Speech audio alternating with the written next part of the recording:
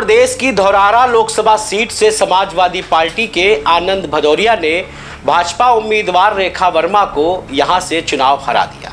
Dhaurahra Lok Sabha seat Lakhimpur Kheri जिले के तहत आती है, जो वर्ष 2008 में परिसीमन के बाद शाहजहांपुर से अलग होकर अस्तित्व में आई। इस संसदीय क्षेत्र के तहत कुल 5 विधानसभाएं हैं, जो निम्न है: धौरहरा, कस्ता, मोहम्मदी, महौली और हरगांव। ये इलाका देश के 250 सबसे बड़े पिछड़े जिलों में आता है। आबादी की बात करें तो यहाँ की कुल आबादी 30 लाख है, जिसमें 16 लाख पुरुष और 14 लाख महिलाएं हैं। वोटर्स के लिहाज से देखें तो यहाँ करीब 17 लाख मतदाताओं में से 8 लाख 4 हजार पुरुष है और 7 लाख से अधिक महिलाएं हैं। वहीं जातिगत समीकरण पर नजर डालें तो यहाँ करीब 5.5 लाख ओबीसी, 4 लाख स्वर्ण, 3 लाख मुस्लिम, 3.5 लाख दलित वोटर हैं। ऐसे में ओबीसी और स्वर्ण वोटर यहाँ सांसद चुनने में निर्णायक भूमिका निभाते हैं।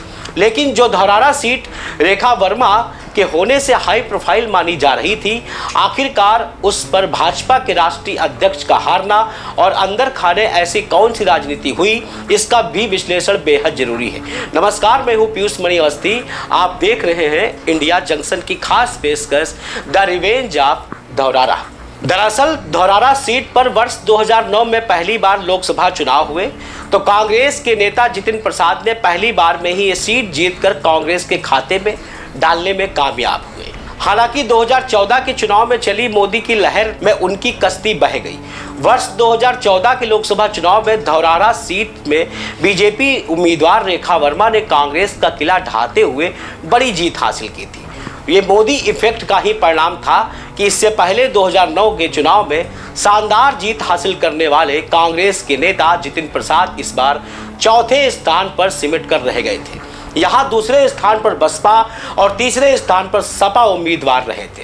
पिछले लोकसभा चुनाव में बीजेपी प्रत्याशी रेखा वर्मा ने 5,12,905 वोटों के साथ बड़ी जीत हासिल की थी। वहीं बसपा उम्मीदवार अरशद इलियास सिद्दीकी 3,52,294 वोटों के साथ दूसरे नंबर पर रहे और कांग्रेस के जितिन प्रसाद महज 1,62,856 वोटों के साथ तीसरे नंबर पर चले गए थे।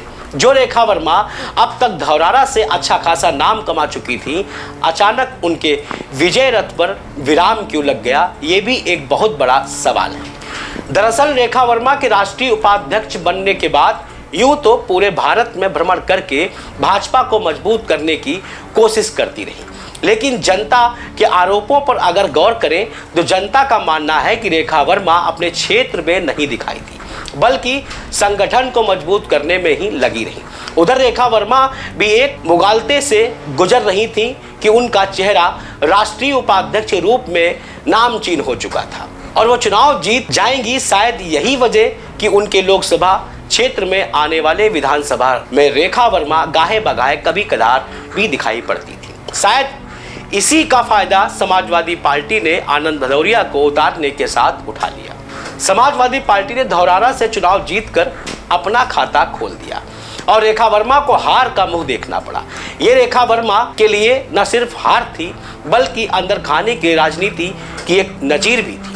माना जाता है कि किसी भी लोकसभा क्षेत्र में सांसद प्रत्याशी को जिताने में उस क्षेत्र के विधायकों का मजबूत हाथ होता है, लेकिन इस बार ये कमी यहाँ पर भी देखने को मिली।